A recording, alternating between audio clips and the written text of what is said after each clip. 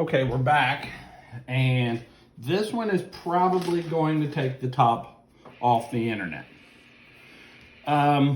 We've been out. I'm dirty. I'm tired.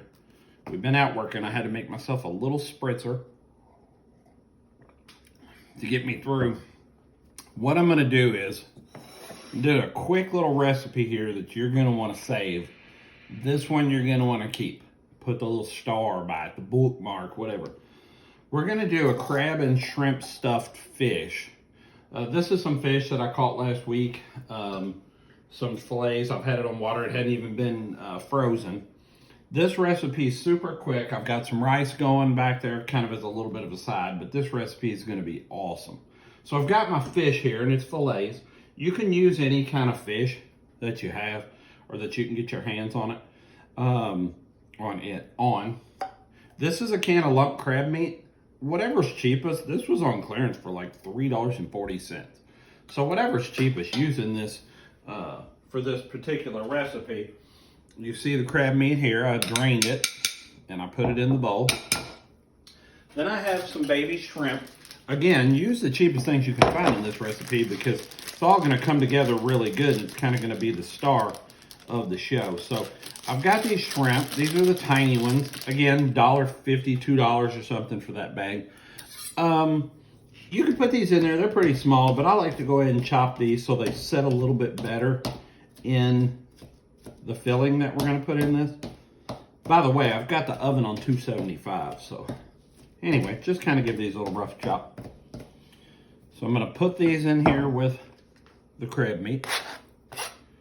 And then something that I forgot to set out that I just thought of.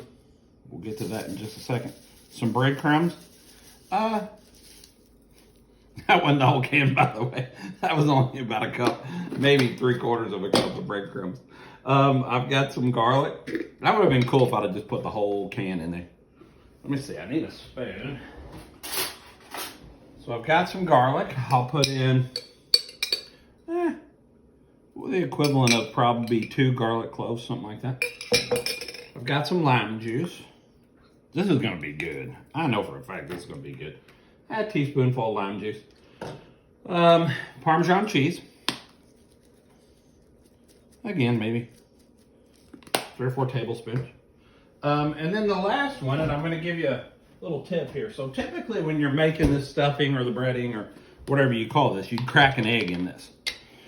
The issue with that is the fish tends to cook before the stuffing necessarily gets fully cooked. With a raw egg in there, and according to where you are on eating raw eggs, but some people aren't a big fan of eating raw eggs, so they'd have to overcook this just to make sure that the filling was cooked. What I like to do, instead of an egg, give it about a tablespoon and a half of mayo. It's going to work as your binder, and it doesn't have to be fully cooked because it's just mayo. So you're not into that, oh, I got to cook this. So you kind of mix this up a little bit here. Somewhere here I've got some Old Bay. I'll give it a hit of Old Bay. Goes great with this fish. And we'll put a little more of that over the fish here in just a minute. A little bit of salt. Half a teaspoon or so. A little bit of pepper. And I can hear my rice over there boiling. I don't want that. Turn that down to low. And then somewhere here, I've got a little onion powder. I'm going to add that, half a teaspoon. And then I like a little red pepper flakes because I like to have a little bit of spice. If you don't want it spicy, don't worry about that. And then, of course, my mainstay, smoked paprika. I'd give it about a teaspoonful of that. And then let's mix this up. And then we'll see, and hopefully I can show you this on here. You'll kind of see what I like this to be consistency-wise. This is a little dry. You see that right there? That is a little dry. So what I'm going to do is, some people are probably really crazy about what they put back in their container. Like, oh, I ain't putting that back in that mayo container with all that on there. That ain't me. So I give it about another tablespoon. That looks a lot better. So you see this here. This is your stuffing, and this is going to be phenomenal. All right, so that mixed up perfect, and hopefully you can see that. I can press that down, and you know, because I can press that down and leave my spoon marks in it. It's not so wet that it's going to all fall apart, but it's not dry enough that it kind of springs back when I push that spoon through it. So, I take a fillet. Use any kind of fish you can get your hands on, whatever's cheapest for this. This recipe is perfect with whatever's cheapest.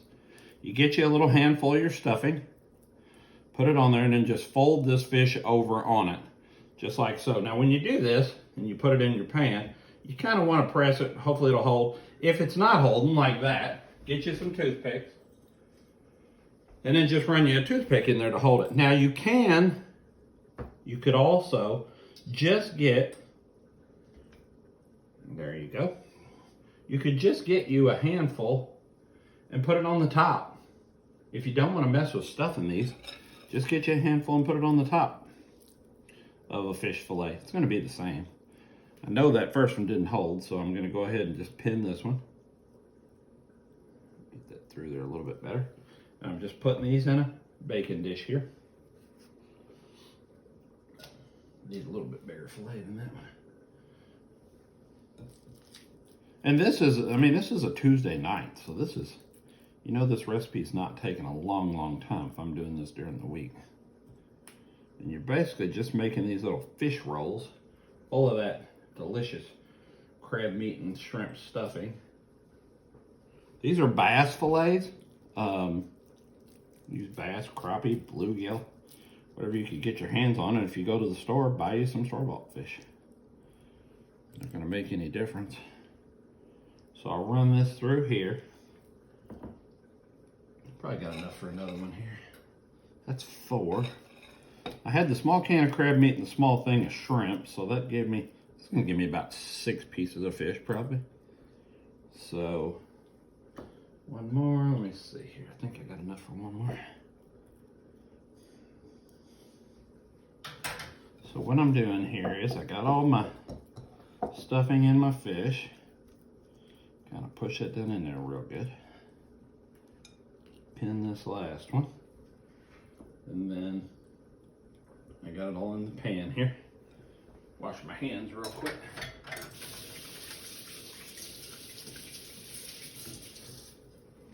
So what I've got looks like this. It's not the prettiest thing at this point.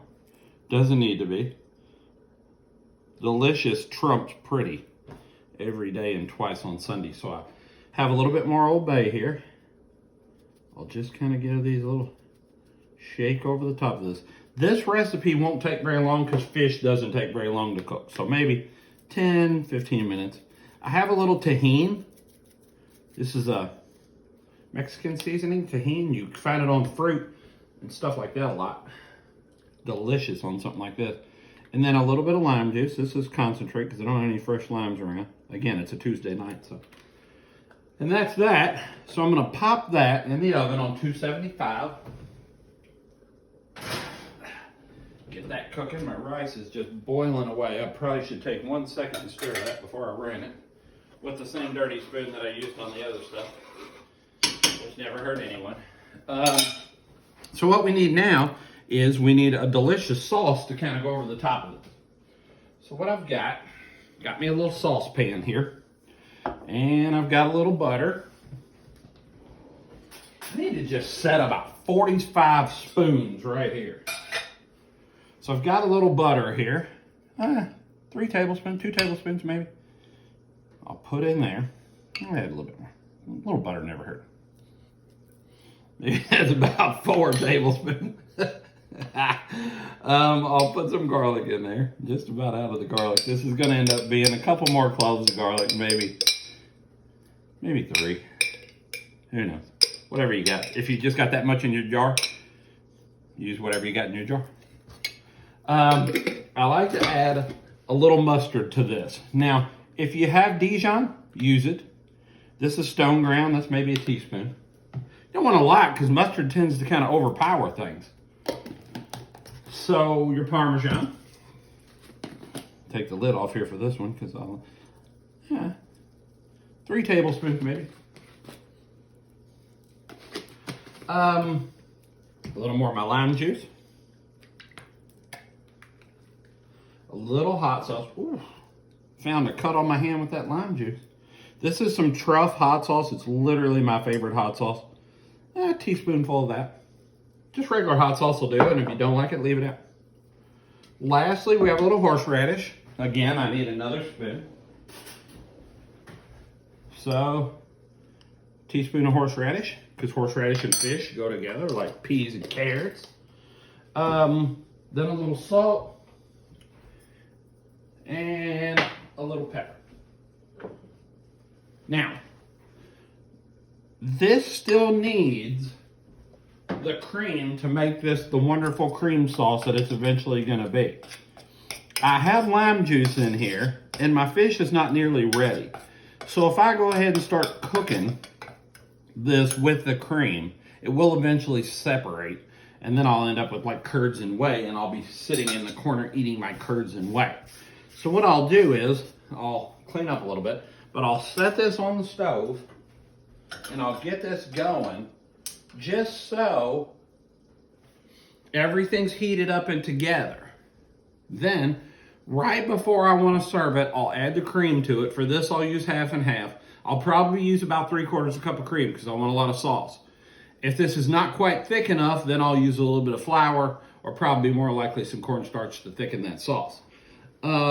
Then I'll spoon that sauce over my fish, and I'm going to have a fantastic shrimp and crab stuffed fish that I just put together in, however long this video is, probably 10 minutes. If you've got all the ingredients, this is a super fast recipe. I'll post up pictures of the end result, but this is going to be one of the tastier ones we've done in a long time. So make sure you keep up with this video, and then I'll post a picture of the end result whenever it's done up. I have my spritzer to hold me over till that's done.